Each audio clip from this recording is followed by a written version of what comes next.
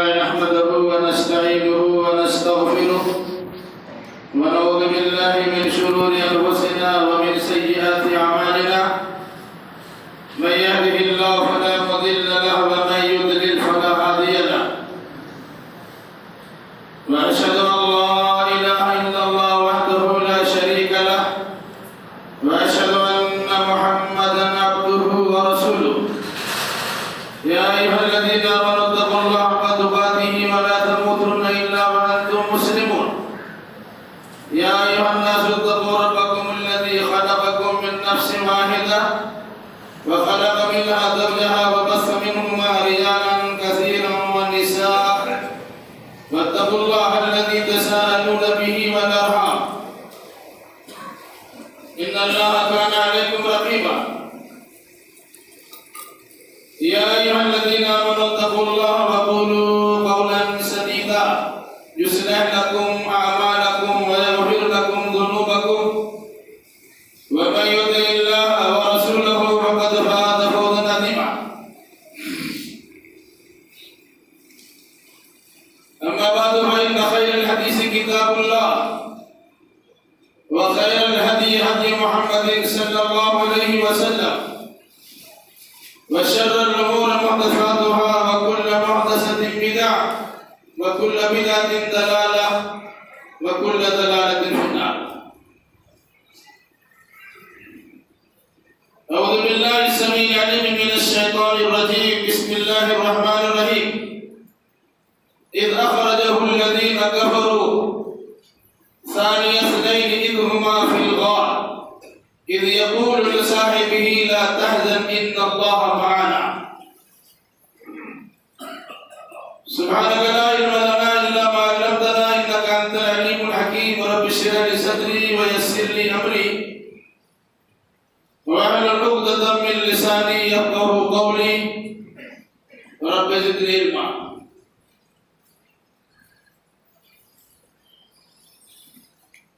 ساری تعریف لائق و سزاوار ہے. ساری کائنات کے تنہا خالق و مالک اللہ رب ذوالجلال والاکرام کے لیے اور درود و سلام نازل ہو جملہ انبیاء کرام علیہم السلام پر، خصوصاً امام الانبیاء والمرسلین خاتم النبیین شفیع المذنبین محمد الرسول اللہ صلی اللہ علیہ وسلم پر. اللہم صلی علی محمد وعلی آل محمد کما صلیت علی ابراہیم وعلی آل ابراہیم انک حمید مجید. اللہم بارک علی محمد وعلی آل محمد کما بارکت علی ابراہیم وعلی آل ابراہیم انک حمید مجید.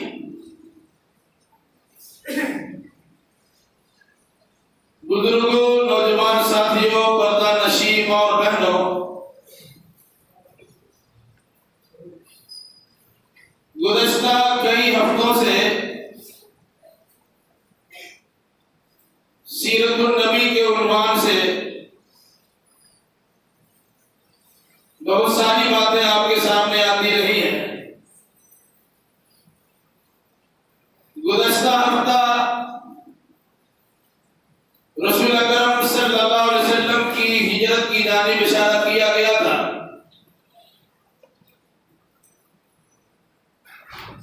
انشاءاللہ الرحمن آج بھی اسی سلسلے کی چند کڑیوں کا تذکرہ کیا جائے گا. اللہ تبارک و تعالی ہمیں صحیح کہنے، صحیح سننے، صحیح سمجھنے اور صحیح باتوں پر عمل کرنے کی توفیق مرحمت فرمائے. آمین.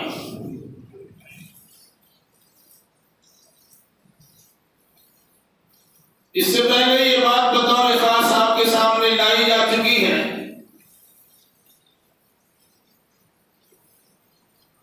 کہ رسول اکرم صلی اللہ علیہ وسلم کی دعوت کی راہ میں بے انتہا رکاوٹیں ڈالی گئی. اور جب اللہ کے نبی صلی اللہ علیہ وسلم نے استقامت کے ساتھ دعوت و تبلیغ کا فریضہ انجام دیا اور اس پر قائم و دائم رہے، تو اللہ تبارک و تعالیٰ نے اس کے ثمرات اور برکات کے طور پر کبھی جنات کی جماعت کو ایمان لانے کے لیے بھیج دیا، کبھی پہاڑوں کے نظام چلانے والے فرشتوں کو آپ کی خدمت میں بھیج دیا، تو پھر اللہ تبارک و تعالیٰ نے اہل دنیا کی نگاہ میں اس حقیقت کو منوا دیا جسے تم مکہ کی وادیوں میں بھٹکتا ہوا تصور کرتے ہو، اللہ تبارک و تعالیٰ کی نگاہ میں ان کا اتنا بڑا مقام ہے کہ عرش معلیٰ تک ان کی پہنچ ہوتی ہے۔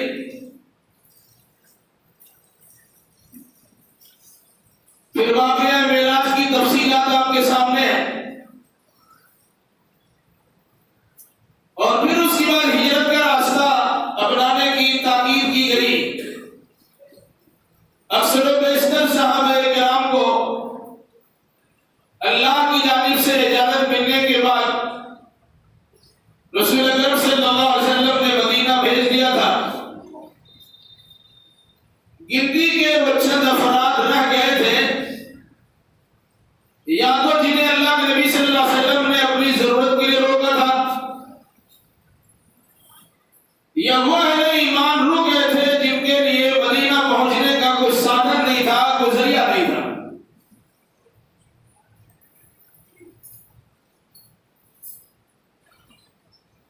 خود رسول اکرم صلی اللہ علیہ وسلم اس بات کے منتظر تھے کہ جب صحابہ کو ہم نے بھیج دیا ہے،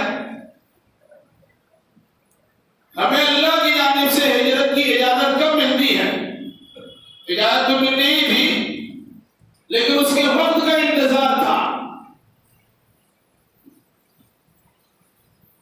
آپ نے صدیق اکبر کے سامنے بات رکھی،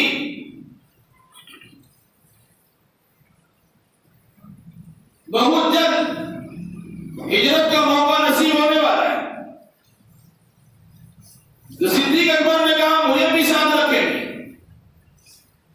آپ نے انہیں بھی کہا کہ تمہیں بھی ساتھ چلنا ہے، تو صدیق اکبر نے مدینہ کی جانب راستہ طے کرنے کے لیے 2 اٹھنی کا باضابطہ انتظامی انتظام کیا اور اسے کھلا پلا کر تیار کرنے کی کوشش کی۔ پھر اس کے بعد ایک دن بالکل ہی صبح جبریل امین کا عروج مسعود ہوا اور قریش کے پارلیمنٹ میں نبی کائنات کے قتل کے خلاف جو سازش ہوئی تھی اس سلسلے میں تفصیل بتائی گئی، اور پھر یہ کہا گیا کہ آج ہی رات میں آپ کو یہاں سے نکلنا ہے۔ عین دوپہر کے وقت رسول کائنات صدیق اکبر کے گھر پہنچے اور کہا بس نکلنے کی اجازت مل چکی ہے، آج رات کسی وقت نکل جانا ہے۔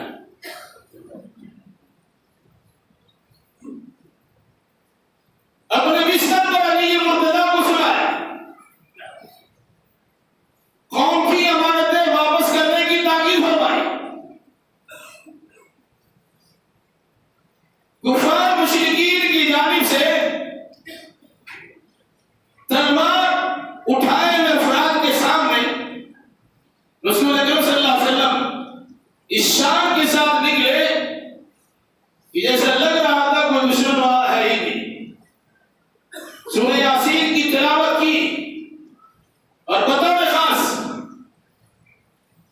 وَجَعَلْنَا مِن بَيْنِ أَيْدِيهِمْ سَدًّا وَمِنْ خَلْفِهِمْ سَدًّا فَأَغْشَيْنَاهُمْ فَهُمْ لَا يُبْصِرُونَ کی تلاوت ہو رہی تھی۔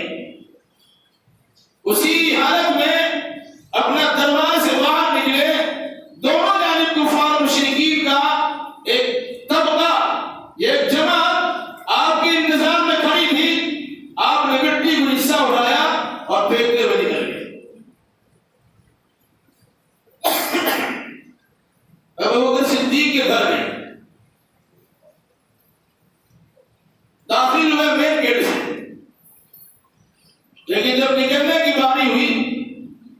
پیچھے کے راستے سے کھڑکی پھاند کر اللہ کے نبی صلی اللہ علیہ وسلم اور ابوبکر صدیق گھر سے باہر نکلے.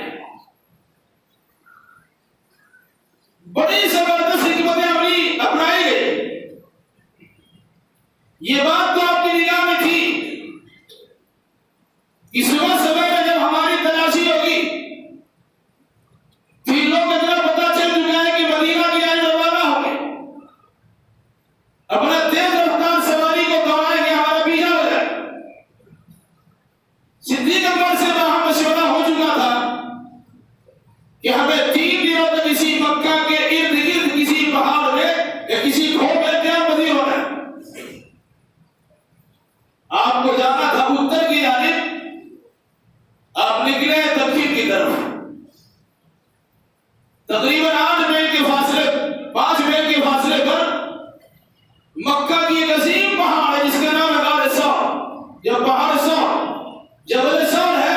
اس جبل ثور کے غار میں اللہ کے نبی صلی اللہ علیہ وسلم نے اور صدیق اکبر نے 3 دنوں تک روح پوشی کی زندگی گزاری. اس چیزوں کی جانب میں اشارہ کرتا چلوں. عموماً سیرت النبی کے واقعات بیان ہوتے ہیں، لیکن سیرت النبی کے بیان اور پھر ہجرت النبی کے بیان میں جو پس پردہ خصوصیات پوشیدہ ہے عموماً اس کی جانب لوگوں کی نگاہ نہیں آتی. واقعات تو سب بیان کرتے ہیں. میں مناسب سمجھتا ہوں کہ ان چیزوں کی جانب نقطوں کی جانب اشارہ کرتا ہوا آگے چلا جائے. پہلے سے بات طے ہو چکی، ہمیں مدینہ جانا ہے لیکن کسی ایسے راستے سے جس راستے سے عام طور سے لوگ واقف نہیں ہیں. پھر اللہ کے نبی صلی اللہ علیہ وسلم نے مدینہ کا سفر بھی نہیں کیا تھا. ایک غیر مسلم پکا مشرک انسان جس سے معاہدہ ہوا کہ آپ کو مدینہ پہنچانا ہے اور اس سلسلے میں جو اجرت لگی لے لیجیے.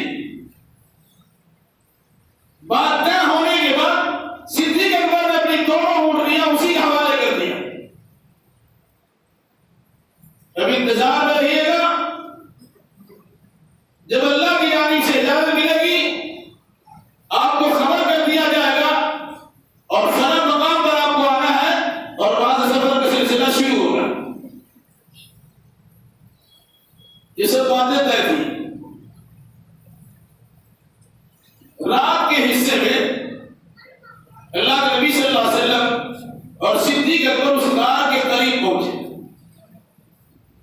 پہنچنے کی کیفیات کو سیرت نگار نے کچھ اس طرح بیان کیا ہے کہ راستہ بڑا پرپیش تھا. پاؤں زخمی ہونے کا خطرہ اندیشہ بھی تھا، بلکہ آپ کی پاؤں زخمی بھی ہو چکے تھے، آپ بچوں کے بل چل رہے تھے. صدیق اکبر سے رہا نہیں گیا. ایک تو اللہ کے نبی صلی اللہ علیہ وسلم کی تعظیم کی خاطر آپ کو اٹھایا، دوسرا اس حقیقت اسی کو عملی کے پیش نظر کہ اگر تلاشی کرتے لوگ ادھر چلے آئے، ہم دو نکلے ہیں، دونوں کے پاؤں کے نشانات پہاڑ کے گرد و غبار میں نظر آئیں گے، اندازہ لگانا آسان ہو جائے. اس مناسبت سے صدیق اکبر نے اللہ کے نبی صلی اللہ علیہ وسلم کو کندھے پہ اٹھا لیا اور اس حالت میں ایک اونچے پہاڑ کا سفر آپ نے طے کیا. پھر پہاڑ پر پہنچے. جس جگہ قیام کرنا تھا اس کا نام ہے غار ثور. اللہ کے نبی سے کہا تھوڑا آرام کیجیے، میں اندر کے حالات سے نمٹتا ہوں پھر آپ کو بلاتا ہوں. اندر صفائی ستھرائی ہوئی، اپنی تہبند اور لنگی پھاڑ پھاڑ کر اس غار کے اندر پائے جانے والے سوراخوں کو بند کیا. پھر بھی کچھ سوراخ باقی رہ گئے، تو سوراخ باقی رہ گئے تو صدیق اکبر نے ہم دونوں سوراخ پر اپنے دونوں پاؤں بنا دیے اور پھر اللہ کے نبی صلی اللہ علیہ وسلم کو بلایا، تشریف لائے اور کہا کہ میرے سامنے مبارک کو سر رکھیے اور آرام سے سو جائیے. رسول اکرم صلی اللہ علیہ وسلم نے آرام کیا اور سو بھی گئے. غور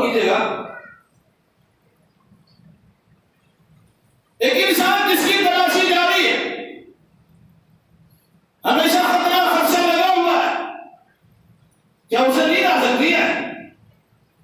لیکن جو انسان اللہ میں اعتماد کر لیتا ہے اسے ہر جگہ نیند آتی ہے اور وہ سکون کے ساتھ ہو جاتے ہیں۔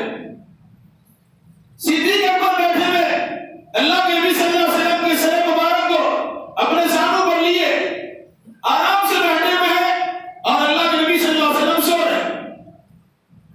اسی حالت میں صدیق اکبر کے دونوں پاؤں میں یا کسی ایک پاؤں میں کسی چیز نے ڈس لیا، اس کی ٹھیس کو محسوس آپ نے کی، درد برداشت سے باہر ہو گئے، آنکھوں سے آنسو جاری ہوئے۔ صدیق اکبر کی آنکھوں سے آنسو کے قطرات رسول اکرم صلی اللہ علیہ وسلم کی چہرے انور میں پڑے۔ آپ کہہ رہے ہیں کیا معاملہ صدیق؟ مگر کیا معاملہ ہے؟ کیا رسول اللہ کسی چیز نے ڈس لیا ہے؟ آپ نے اپنا تھوک لیا اور اس ڈسی ہوئی جگہ پہ لگا دیا، فوراً کا درد ختم۔ ایک جانب صدیق اکبر کی قربانی دیکھیے، دوسری جانب صدیق اکبر کی جانب سے رسول اکرم صلی اللہ علیہ وسلم کے ادب و احترام کو دیکھیے۔ اور انسان جب کسی کا ملغا ہو جاتا ہے اور سفر اعظم میں ساتھ دینا شروع کرتے ہیں تو اہل علم کی تعظیم و تقریم بھی نہیں کرتے، جو چلتی سفر سے نکلتی رہتی۔ صدیق اکبر سے بڑا اور کون اللہ کے نبی صلی اللہ علیہ وسلم کا یادگار اور سفر اعظم کا دوست ہو سکتا ہے؟ اس سے زیادہ کوئی ملغا ہو ہی نہیں سکتا ہے۔ لیکن جہاں اللہ کے نبی صلی اللہ علیہ وسلم کی تعظیم و تقریم کی بات ہے اسے بطور خاص خیال رکھنا ہے۔ دو چار دن آپ کی مجلس میں لوگ بیٹھنا شروع کر دیں، ایسی الٹی سیدھی باتیں کرتے ایسا لگتا ہے کہ آپ مقتدی بنے ہوئے ہیں، وہی امام بنا ہوئے ہیں۔ اپنے حرکات و سکنات کو سدھارنے کی کوشش کیجیے، یہی نہیں کہیں کبھی معاملہ۔ بہرحال صدیق اکبر نے غور کیا، دیکھا کہ اوپر میں کچھ پاؤں کے نشانات دکھ رہے ہیں۔ یا رسول اللہ، ہماری تلاشی میں لوگ یہاں تک پہنچ چکے ہیں، اگر پاؤں کے نیچے جھاگ لگے تو ہم لوگ پکڑے جائیں۔ آپ نے فرمایا اس دو انسان کے بارے میں تمہارا کیا خیال ہے جس کا تیسرا اللہ ہے؟ انسانی فطرت کی پیش نظر صدیق اکبر کو تھوڑا سا خطرہ لاحق ہو رہا تھا جو اللہ کے نبی صلی اللہ علیہ وسلم کی اس جملے نے انہیں استقامت کا پہاڑ بنا دی، جس کا تذکرہ بطور خاص سورۃ توبہ میں، قرآن مقدس کی سورۃ توبہ میں اللہ نے اس طرح کیا ہے: إِلَّا تَنْصُرُوهُ فَقَدْ نَصَرَهُ اللَّهُ إِذْ أَخْرَجَهُ الَّذِينَ كَفَرُوا ثَانِيَ اثْنَيْنِ إِذْ هُمَا فِي الْغَارِ إِذْ يَقُولُ لِصَاحِبِهِ لَا تَحْزَنْ إِنَّ اللَّهَ مَعَنَا فَأَنزَلَ اللَّهُ سَكِينَتَهُ عَلَيْهِ وَأَنزَلَ جُنُودًا لَّمْ تَرَوْهَا وَجَعَلَ كَلِمَةَ الَّذِينَ كَفَرُوا السُّفْلَىٰ وَكَلِمَةُ اللَّهِ هِيَ الْعُلْيَا وَاللَّهُ عَزِيزٌ حَكِيمٌ۔ جب اللہ کے نبی صلی اللہ علیہ وسلم کو کافروں نے ان کے گھر سے نکال دیا تھا، کیا یاد کرو اس زمانے کو؟ ساری اسنین دو میں کا دوسرا، اِذْ هُمَا فِي الْغَارِ، جب دونوں غار کے اندر تھے، اِذْ يَقُولُ لِصَاحِبِهِ لَا تَحْزَنْ إِنَّ اللَّهَ مَعَنَا، جب یہ اپنے ساتھی سے کہہ رہے تھے گھبراؤ مت، اللہ ہمارے ساتھ ہے۔ صدیق اکبر کی صحابیت کا ثبوت قرآن مقدس کی آیت میں۔ اب اگر کسی انسان کو صدیق اکبر کا مقام سمجھ میں نہ آئے تو انسان انتہائی دور کیا چاہیے؟ اللہ کے نبی صلی اللہ علیہ وسلم نے کہا تمہارا کیا خیال اسی دو انسان کے بارے میں جس کا تیسرا اللہ ہے، یعنی تیسرا حمایتی اللہ موجود ہے، پھر ڈرنے کی کیا ضرورت ہے؟ کیونکہ صدیق نے کہا ڈرنے کوئی بات نہیں، خطرہ انسانی فطرت کے پیش نظر اس قسم کی بات ہو سکتی ہے۔ یہاں پر کچھ باتیں بتائی جاتی، کبوتر نے انڈا دے دیا اور بکری نے چارہ بن دیا، اس کے کوئی سر پیر نہیں ہے۔ اللہ تبارک و تعالیٰ بچانا چاہتا ہے، یوں ہی بچا دیتا ہے، کبوتر کو انڈا دینے کی اور بکری کو چارہ بننے کی ضرورت ہی نہیں پڑتی۔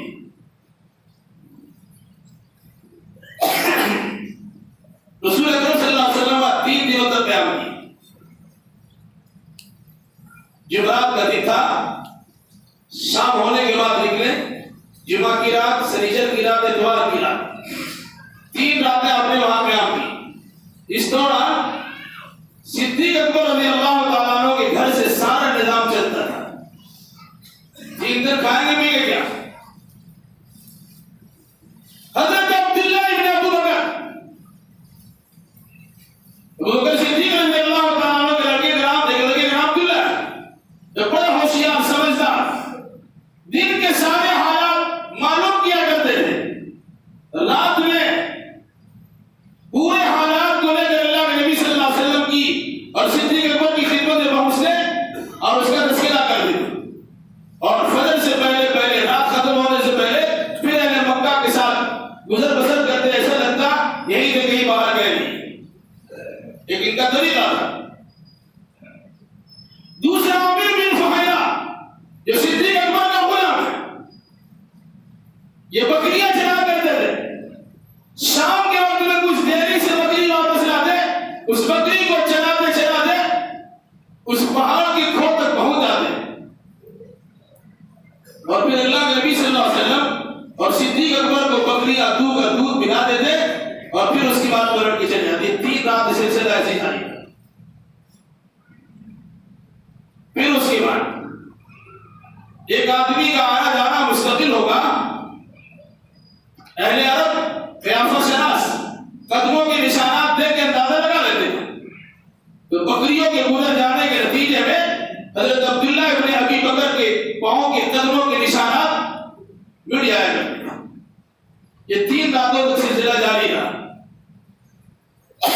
بات ہوئی عبداللہ بن ابی ایک غیر مسلم انسان لیکن قابل اعتبار، ان سے بات ہو چکی تھی کہ اب تمہیں بلایا جائے گا، ان دونوں سواری کو لے کے وہاں پہنچ جانا۔ تیسری رات کے آخری حصے میں ان دونوں اونٹنی کو لے کر عبداللہ بن ابی ایک غیر مسلم انسان اللہ کے نبی صلی اللہ علیہ وسلم اور صدیق اکبر کو مدینہ پہنچانے کے لیے ان دونوں اونٹنی کو لے کے حاضر ہو گئے۔ اب وہاں سے 4 آدمی پر مشتمل ایک قافلہ چلا ہجرت کے راستے میں جس کے ذریعے مدینہ پہنچا ہے۔ اللہ کے نبی صلی اللہ علیہ وسلم، ابو بکر صدیق، عامر بن فہیرہ اور ساتھ میں عبداللہ بن ابی جنہیں دلیل راہ کہا جاتا، راستہ دکھانے والا اور مدینہ تک پہنچانے والا۔ یہاں پر چند باتیں یاد رکھیے۔ جب آپ گھر سے نکلے، صبح ہوئی، دیکھا اب نہیں ہے، علی مرتضیٰ کی گرفتاری ہو گئی، سب سچ کہا گیا، ہمارا پیٹا بھی گیا، آپ سے متعلق جانکاری لینے کی کوشش کی گئی، یہاں تک کہ حرم کے حدود میں آپ کو کچھ دیر کے لیے حراست میں رکھا، شاید کوئی بتا دے، لیکن انہوں نے کچھ بتایا نہیں۔ پھر اس کے بعد صدیق اکبر کے لوگ آئے، دروازہ کھٹکھٹایا، حضرت اسماء بنت ابی بکر نکلی، تمہارا ابو کہاں کا پتا نہیں۔ اس مردود ابو جہل نے اتنا زور کا سناٹے دار تماچا لگایا کہ آپ کے کان کی بالی گر گئی۔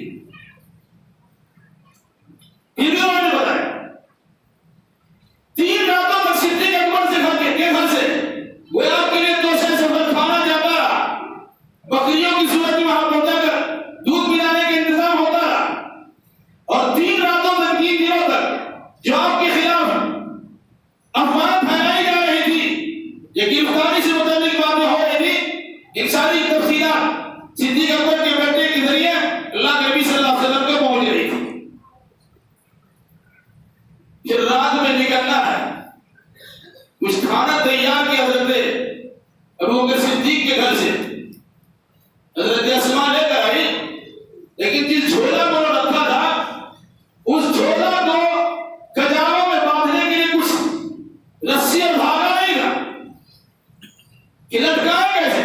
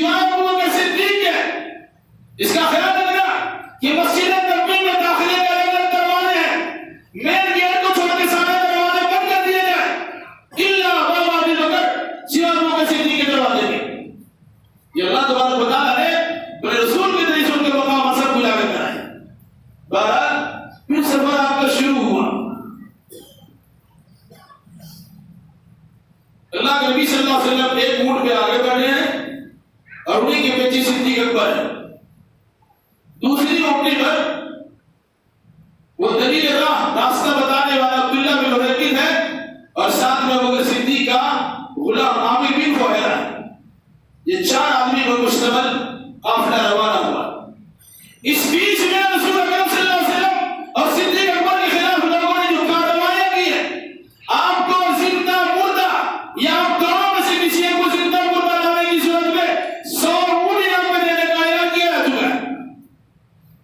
غور کیجیے، اس زمانے کے بعد مشرکوں کے اعتقاد کا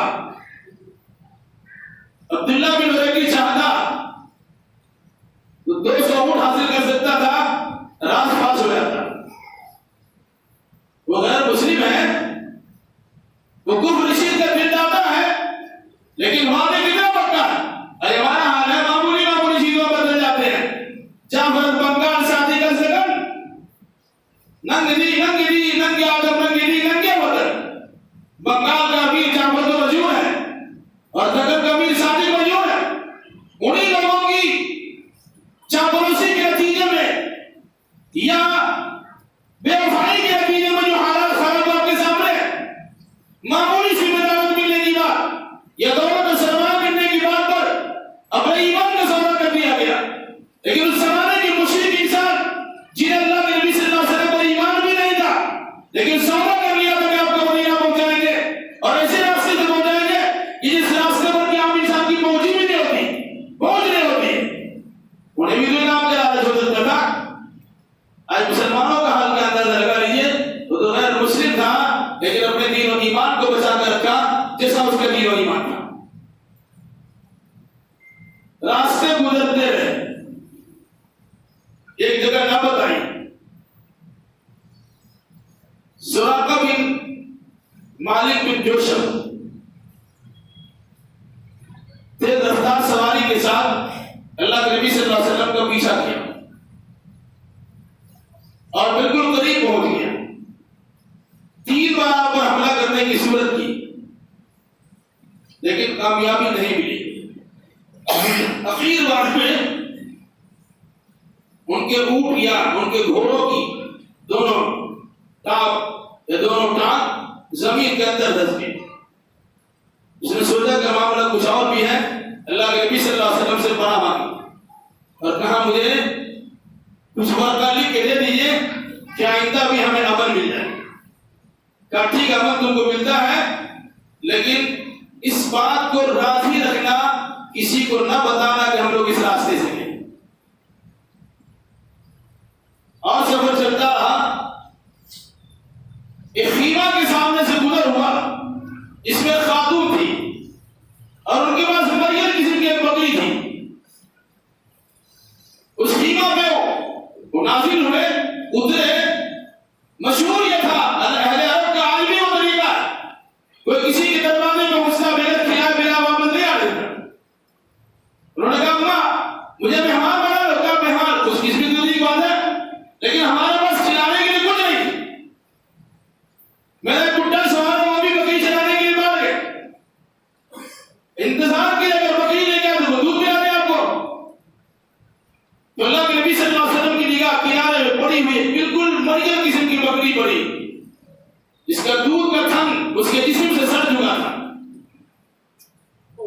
بدن میں کوئی ہڈی یا پورا نظر نہیں آ رہا، اور اسی بیمار ہونے کے نتیجے میں وہ ریوٹ کے ساتھ انہیں جانے کا موقع نہیں ملا، وہ گھر میں رہ گئے تھے۔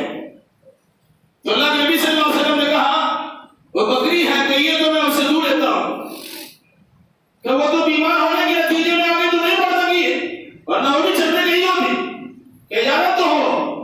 اللہ کے نبی صلی اللہ علیہ وسلم نے مٹی سے اس کے تھن کو پہلے پوچھا اور جو ہی ہاتھ لگا ہے اس کے تھن میں دودھ بن گیا، اور پھر بکری نے اپنے دونوں ٹانگ کو پھیلا دیا جس طرح دودھ دونے کے وقت میں ہوتا۔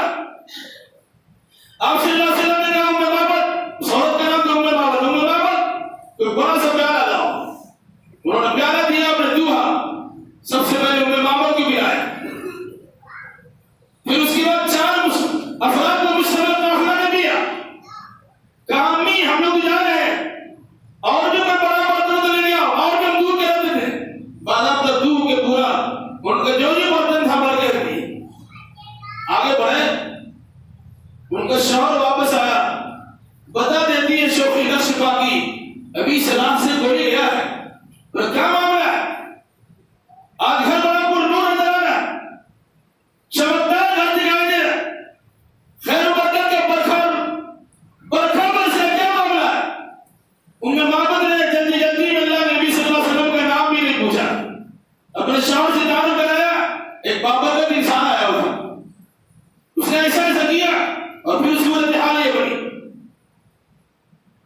پھر ام معبد نے جو اللہ کے نبی صلی اللہ علیہ وسلم کی سیرت بیان کی ہے، سیرت کتاب پڑھی، ایک صفحہ پر مشتمل، عربی کے ایسے جملے ہیں کہ آج کا بڑا ادیب اور فصیح اور بلیغ انسان ویسے جملے بولنے پر قادر نہیں ہے، ایسے جملے بیان کیے ہیں۔ سیرت کتاب اس کا مطالعہ کر لیجیے، آپ کی چہرے سے لے کے پیر تک کی اوصاف کا جو تذکرہ کیا ہے، انسان پڑھتا رہ جائے اور اسی میں ہوتا چلا جائے۔ اسی شان کے ساتھ اللہ کے نبی صلی اللہ علیہ وسلم سب سے پہلے قباء کو گئے اور پھر وہاں اپنے 3-4 دن یا 5 دن یا 10 دن قیام کیا، ایک مسجد کی تعمیر کی۔ پھر وہاں سے آگے بڑھے، جمعہ کا دن تھا، صبح آگے بڑھے تو خبر ملی کہ آپ کو نماز جمعہ پڑھنی ہے۔ قبیلہ بنو سالم میں آپ نے جمعہ کی نماز پڑھائی، آج وہ جمعہ مسجد کے نام سے مشہور ہے۔ پھر اس کے بعد مدینہ پہنچے، مدینہ پہنچ کر مسجد نبوی کی آپ نے تعمیر کی۔ یہ ہجرت ہے۔ ہجرت در حقیقت کامیابی کا پیش خیمہ۔ حالات خراب تھے۔ ایک دو بات کہہ کے اپنی بات ختم کرتا ہوں۔ مکہ المکرمہ جہاں حرم شریف ہے، بیت اللہ الحرام ہے، اس بیت اللہ الحرام میں نماز پڑھنے کا ثواب، ایک نماز کا ثواب 1 لاکھ کے برابر ہے۔ اگر آپ نے جمعہ کی نماز پڑھی وہاں تو 1 لاکھ جمعہ کی نماز پڑھ لیا، اس 1 لاکھ ثواب والی مسجد کو اللہ کے نبی صلی اللہ علیہ وسلم نے چھوڑا ہے۔ کیوں چھوڑا بھائی؟ دعوت دین کی خاطر آپ نے ہجرت کی ہے، دین کی خاطر، وہ دین کی خاطر، دعوت دین کی خاطر زیادہ متبرک جگہ کو چھوڑا جا سکتا ہے اور اس سے کمتر جگہ پہ جایا جا سکتا ہے جو اللہ کے نبی صلی اللہ علیہ وسلم نے ہجرت کے واقعے کے ذریعے سے ملاج ہمیں عطا کیا۔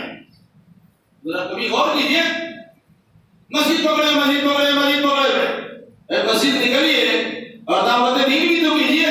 اللہ اللہ خوب کرتے ہیں الحمدللہ، مسجد میں آتے خوب اللہ اللہ، ہر مسجد سے باہر نکلے تو خیر صلی اللہ علیہ وسلم۔ اللہ کے نبی صلی اللہ علیہ وسلم نے مکہ المکرمہ کو چھوڑا، جو زمین کی سب سے بہتر جگہ ہے۔ اللہ کے نبی صلی اللہ علیہ وسلم نے مسجد حرام کو چھوڑا، اس میں ایک وقت کی نماز کے ثواب 1 لاکھ کے برابر ہے۔ مدینہ پہنچے ہیں جو مدینہ میں ایک نماز کا ثواب 1000 کے برابر ہے۔ آپ نے 1000 کے برابر کے ثواب کو لیا ہے اور 1 لاکھ کے ثواب کو چھوڑا ہے۔ کیوں؟ علماء اس کی وجہ یہ بتلاتے ہیں کہ مسجد حرام میں نماز پڑھیں گے آپ کو فائدہ ہو رہا ہے۔ ہجرت کر کے مدینہ تشریف لے آئے ہیں، وہاں سے دعوت و تبلیغ کا پیغام ہوگا، لاکھوں آدمی اسلام قبول کریں گے۔ جتنے لوگ اسلام قبول کریں گے ان تمام کے ایمان و عمل کا سارا ثواب مجموعی ثواب کو ملے گا۔ یہ وجہ اللہ کے نبی صلی اللہ علیہ وسلم کی ہجرت کرنے کی۔ اس لیے کبھی کبھی متبرک جگہ کو کسی خاص وجہ کی بنیاد پہ چھوڑا جا سکتا ہے۔ ہجرت کا یہ پیغام ہمارے سامنے ہے، نہیں ہم کہیں نہیں جائیں گے، ہم اسی خاص جگہ پر رہیں گے، نہیں۔ اگر اس سے زیادہ اہم کام آپ کے سامنے ہے جس سے پبلک کو فائدہ ہونے والا ہو، اسے کرنے کی کوشش کرنی چاہیے۔ اللہ ہمیں سفر ہجرت کی اہمیت کو سمجھنے اور اس میں پائے جانے والے بے شمار نکات کو سمجھنے کی توفیق عطا فرمائے۔ الہی بیمار انہیں شفائے کامل عاجل عطا فرما، جو مقروض انہیں قرض ادا کرنے کی سہولیات فراہم کر دے، جو ماخوذ گرفتار ہیں ان کے لیے رہائی کے اسباب پیدا کر دے۔ الہی جن لوگوں نے دعا کی درخواست کی ہے تو اپنے فضل و کرم سے ان تمام کے جائز مراد کو پوری فرما دے۔ جب تک ہمیں زندہ رکھ کتاب اللہ اور سنت رسول اللہ پر عمل کرتے ہوئے زندہ رکھ، اور جو ہمارا خاتمہ ہو انہیں دونوں کی تربیت شاد کرنے ہمارا خاتمہ ہو۔ قولی ھذا واستغفر اللہ لی ولکم ولسائر المسلمین وآخر دعوانا الحمد للہ۔